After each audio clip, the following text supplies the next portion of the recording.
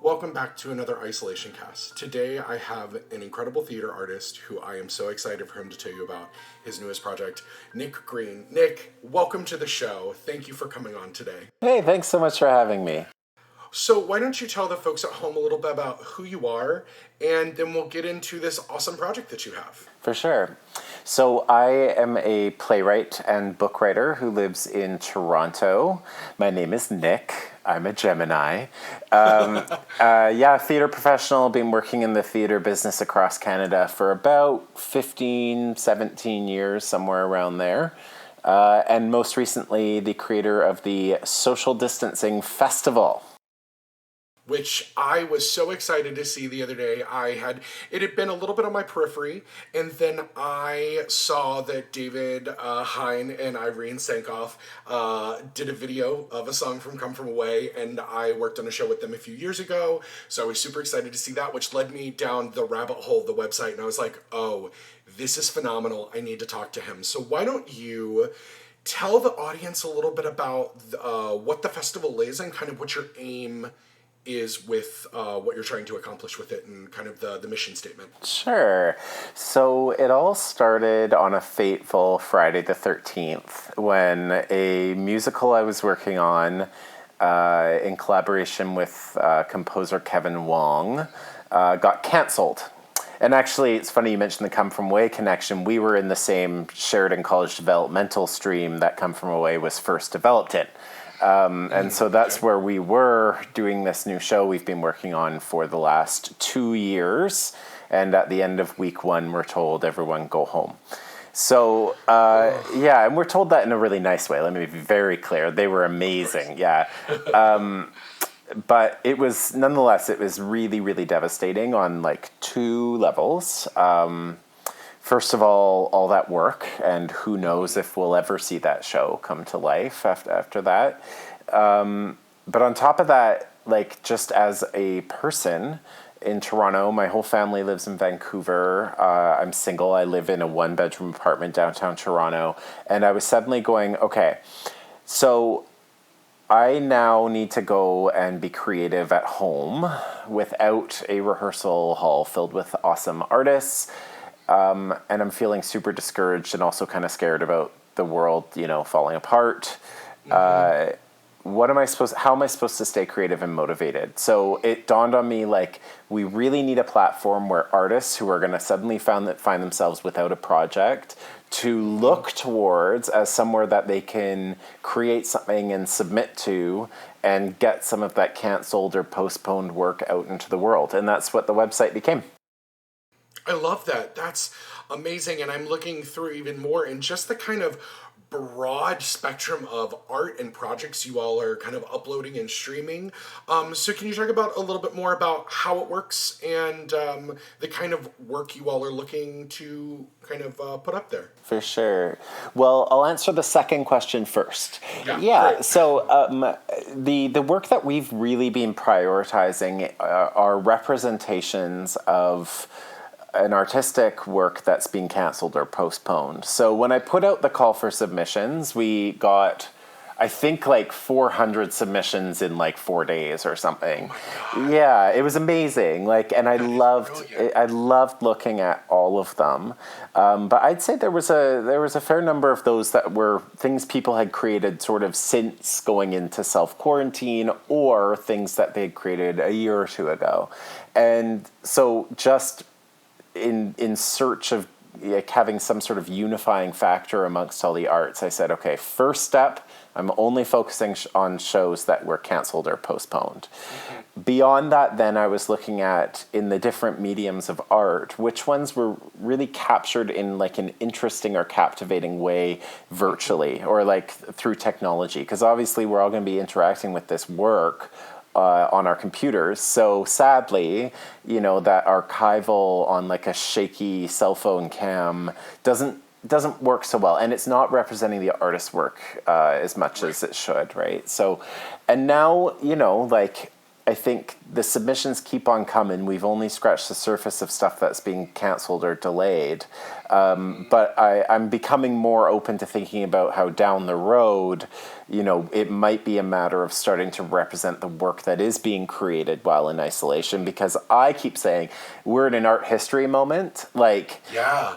we are going to be studying, or not we, I'll be dead, but in like 100 years, they're going to be studying the COVID period of art, And so I think that as this site evolves, it might start representing that. And hopefully it's not all just totally freaking depressing, dark pieces of work.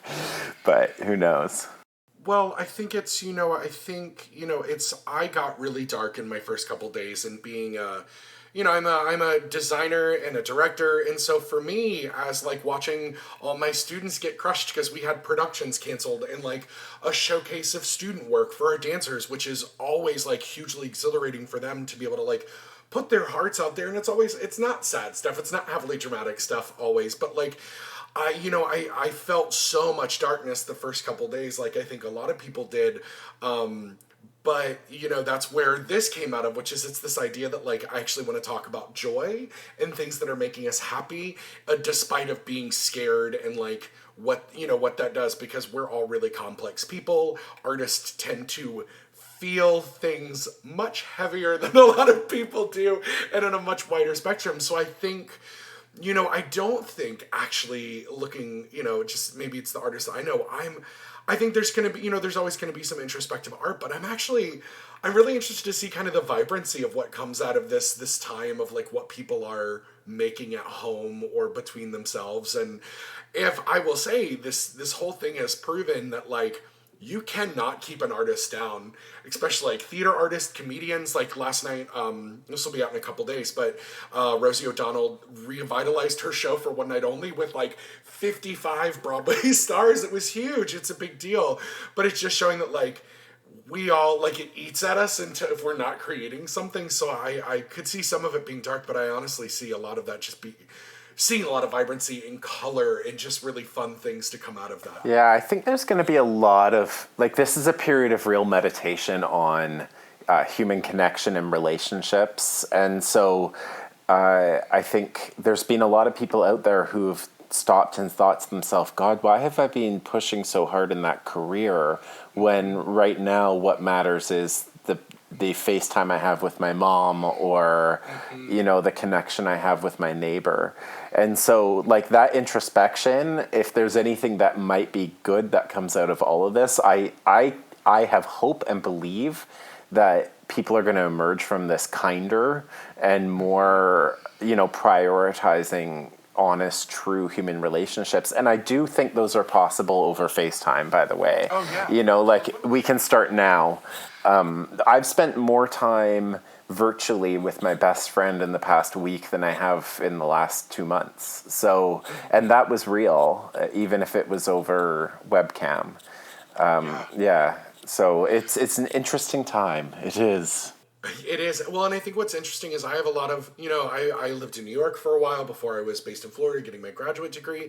And so I have a lot of friends who are really cool artists and they call themselves artists and they do things, but they've always had to like put that job first or taking that thing that they don't love because it's going to pay their rent in front of. And I'm getting to see them kind of bud and make really cool things, even if it's like hosting a nightly like web chat with people or doing the drag queens who are not the RuPaul's girls are doing these like vibrant nightly shows in place of their regular shows, which I was like, if you can like be motivated enough to like stay in your home, get in full drag and perform numbers like that, like those are the things that I love seeing because people are kind of, while a lot of us are still working from home or the unemployment can be scary, they're choosing to focus on those things that they love and they can actually maybe start doing again, which I think is just amazing. Yeah.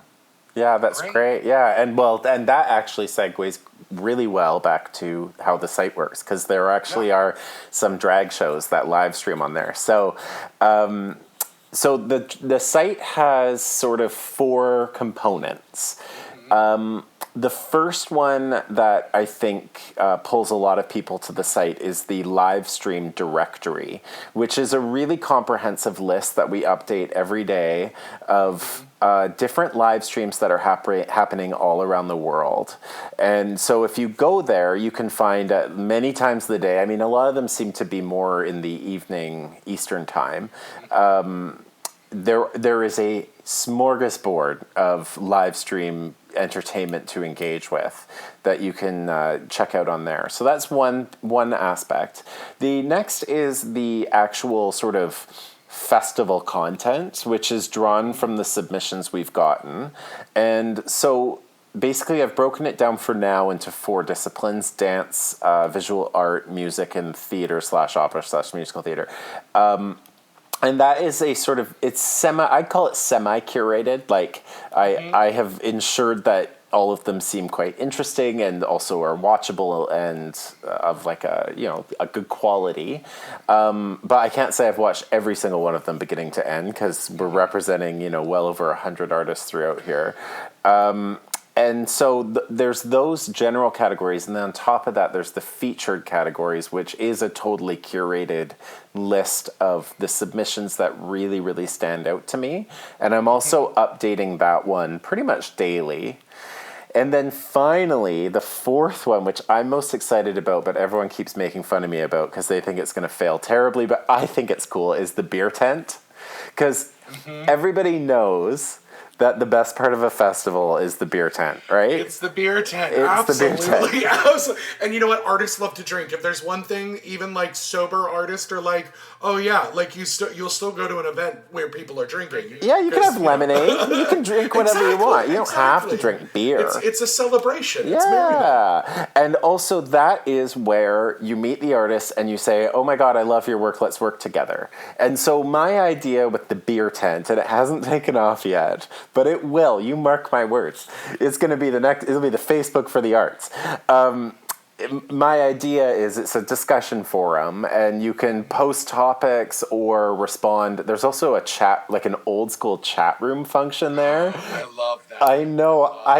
Honestly, I check it 10 times a day. No one's ever on it. It's heartbreaking. I once even went on and just wrote the word hello and then sat there for a while and nothing happened. But oh God. Anyway, I really, really think that once people start just like being brave and posting in there and saying, hey, I'm a composer, I'm looking for an alto to sing this demo, like hit me here if you want to. And then someone in like the UK is like, send it over, I'll send you a demo tomorrow.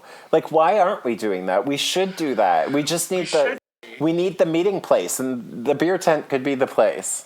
Yeah, and I love that you call it the beer tent, because like, you walk around a festival for a while, it's sunny or it's rainy, and you always need that place to like go and hang out. And like, this is literally, someone the other day was like, AOL should bring back classic chat rooms just for this. And I was like, okay, I know what I did in AOL chat rooms as a young teenager.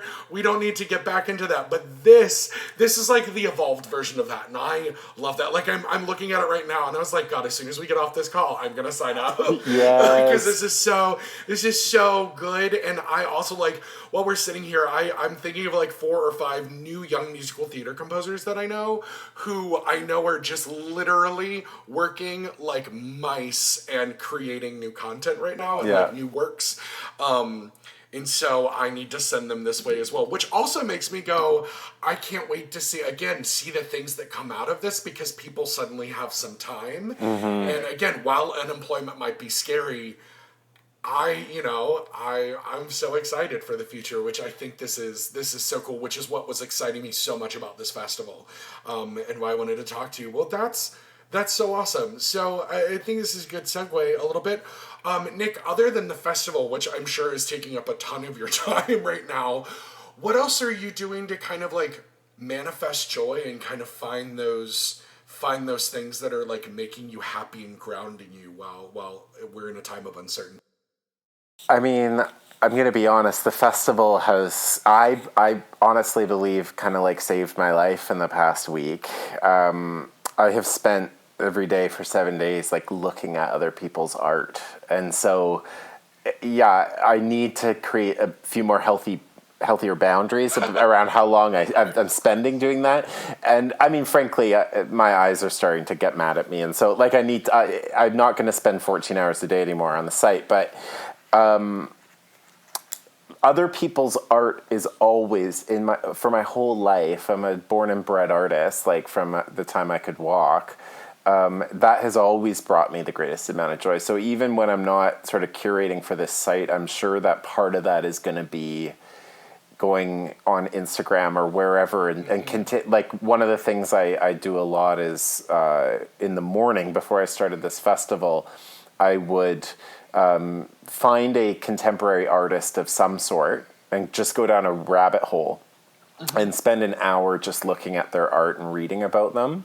And that makes me very, very happy because it changes the way I see the world for the day. Like I start seeing things by their angles and their color schemes, and it's cool. I also have been going for some walks because we're still allowed to do that for now. Things here in Toronto are locking down a bit. Us too. Yeah, so all the non-essential businesses are closing tomorrow night. So that's the 24th. So I don't know where going for walks is going to be in the next few days, but I'll keep doing it until they say I can't, with the proper distancing, obviously.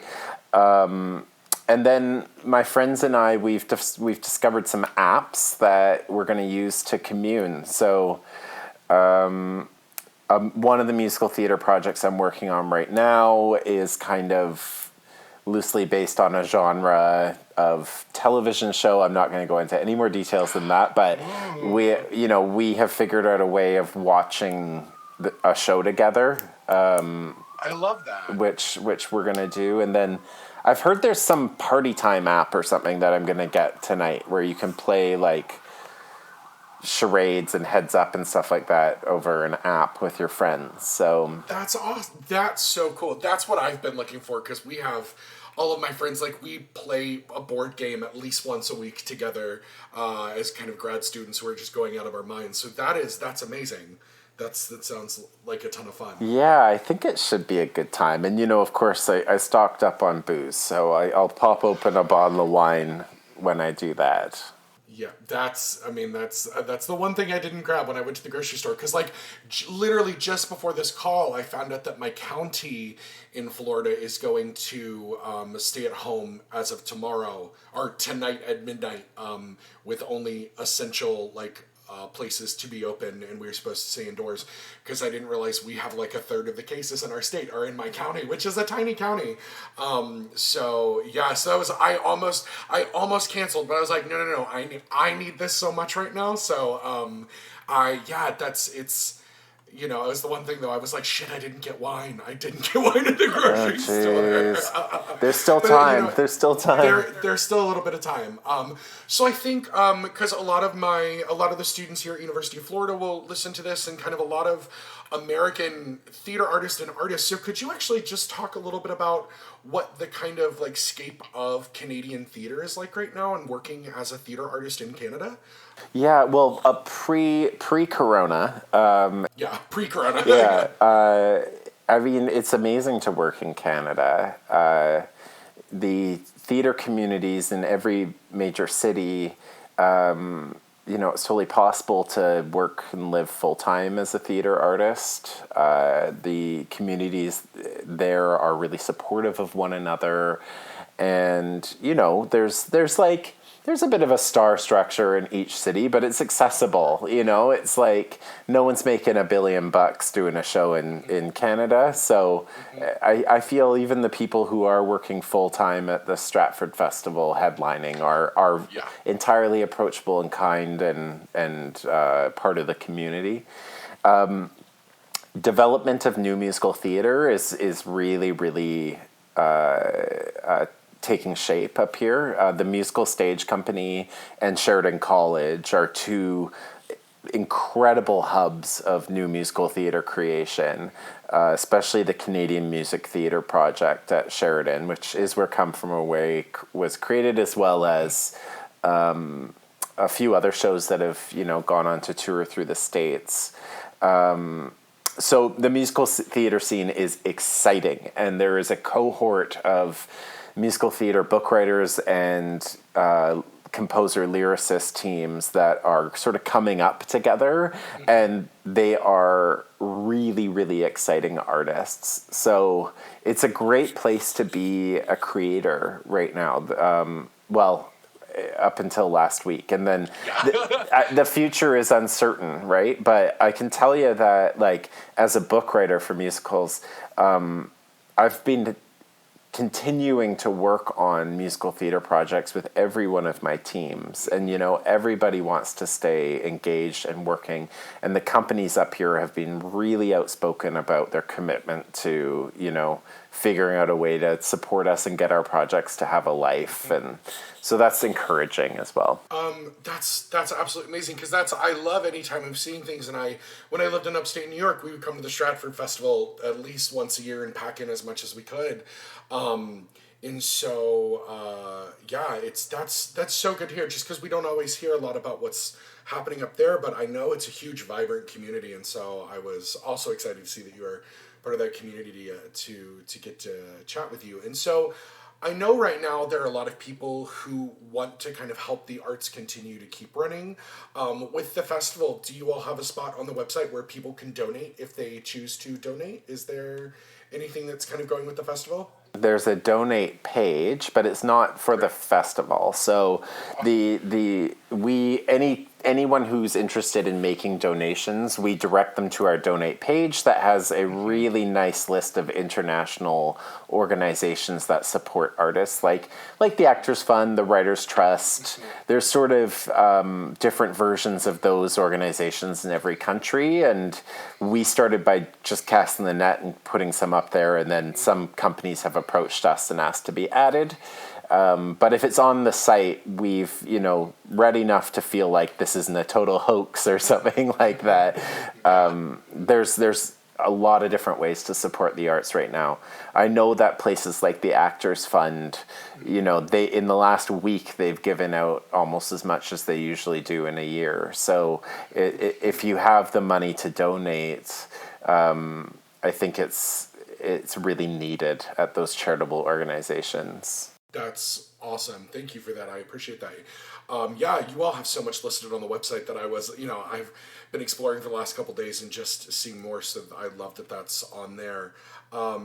Great. So before I ask you kind of our last question that I have for you, where can people find the festival, and where can people find your work online? Well, the festival is at www.socialdistancingfestival.com. We're also on Instagram at Social Distancing Festival and Twitter at DistancingFest. We couldn't get Social Distancing Festival. It's annoying. Too many characters. Whatever. As for my work, I mean, my agent has a website for me, Marquee Entertainment. But other than that, just Google Nick Green Toronto. You'll find what you need to find about my work that way. I guess you can follow me on Instagram at Nick Green, and don't follow me on Twitter because it's not very interesting. Great. Awesome. Yeah, everyone should definitely check out the festival. I'm going to be posting all of that on our Facebook, both on my main podcast as well as this one, so people can find you all that way. So I think my last thing for you, Nick, is if you could have a few words of inspiration for everyone at home listening, what would that be? I think I would say that the arts community is 100% there to support you if you need it. And that I know for a fact that there are a lot of artists turning online to connect with one another in a time where we can't physically connect. And in my experience, it has been completely fulfilling every single time I have reached out and said hello, or returned that email, or commented on that picture. Because people are looking at their screens wanting that human connection, and they're there waiting for you. You just got to reach out and do it. Yeah. I love that. Well, thanks again for coming on the show today. I really appreciate it. This has been an amazing interview. Are you kidding? I loved it.